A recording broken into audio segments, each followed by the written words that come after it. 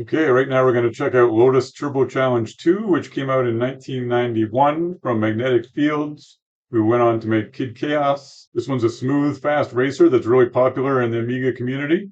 So let's see how it's done. First of all, there's no sprites at all involved. So if I take the sprites off, nothing happens. And for bit planes, it's just 4 bit planes. Bit planes 0, 1, 2, and 3, which makes 16 colors.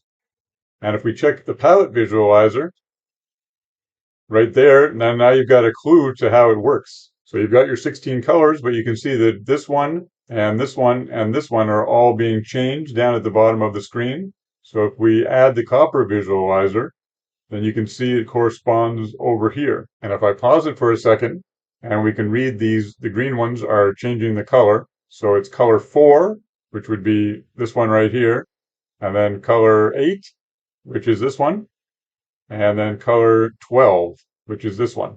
So it's changing all those 4, 8, and 12 every time here. 4, 8, and 12, 4, 8, and 12. So if I have it moving, then you can see it here. I'm driving slowly. It constantly changes these colors from the bottom of the mountain on down, as you can see if we switch back for a sec. And if I start moving faster, you'll see it moves faster and faster, changing the colors here. And when we get to a hill like this, you'll see the green copper color changes moving up and down. So let's see that again, but with the palette visualizer.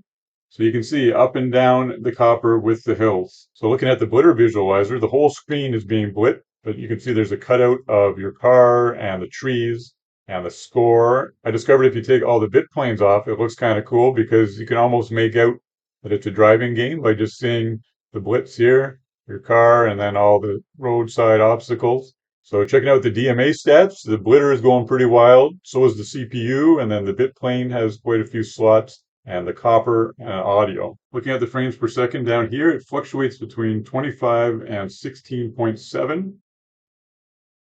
So that's updating everything every second frame or every third frame, depending on what's going on. So let's put on the copper block and see what happens.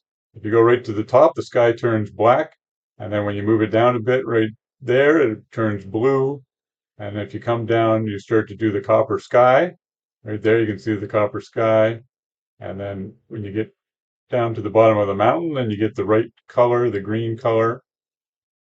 And then as you come down, it does each line, just like we saw with the copper visualizer, till you get to the bottom, and then it runs once the copper block is over. Now we're into the fog level, and if we look at the palette visualizer, things are pretty much the same as the first level. So you've got the colors changing here, and then the same with the copper visualizer, changing them over here. The only difference is color 4 and 8 have this pink purple at the top. So I'm not really sure if they're just a placeholder or if they have something to do with the sort of transparent effect of the fog, because it's just color 12, this one here, that's being changed all the way down the screen, and these green ones until you get to here, and that's when it changes all 3, 4, 8, and 12. So if anyone knows for sure why these are pink, feel free to share it in the comments. I'd love to know. Now with the snow level, I was certain before I did this that these would all be sprites, but actually, if you put on the blitter visualizer, you'll see it's blitting all the snowflakes. So again, there's no sprites involved at all. And with the rain, it's the same thing. They're all being blit. The new thing in this level, though, is the lightning, which you can see there in the sky. So if you put on the palette visualizer, it's this color right here that will switch to white whenever the lightning strikes. Right there. See? This level has a lot of hills too, so it's fun to look at in the palette visualizer and with the copper visualizer because it keeps moving up and down a lot. These in-between level loading screens are really cool because if you put the palette visualizer on, you can see they're in extra half bright mode. So there's 64 colors in the palette. The first half is just the normal colors, and then the second half is the half bright version of all these colors. So you can see right here, over here, that's half the brightness. So you can have up to 64 colors. So when you go back to the picture, this middle part is the first half of the palette where it's bright, and then this bigger part out here is the half bright version of this same picture, just blowing up. So in 2-player mode, everything is essentially the same. If you have the blitter visualizer on, you can see everything blitting there. And then if you put the palette visualizer on, it's doing the same thing, but just split here. And also with the copper visualizer, So the only real difference is the frame rate. It runs a little bit slower.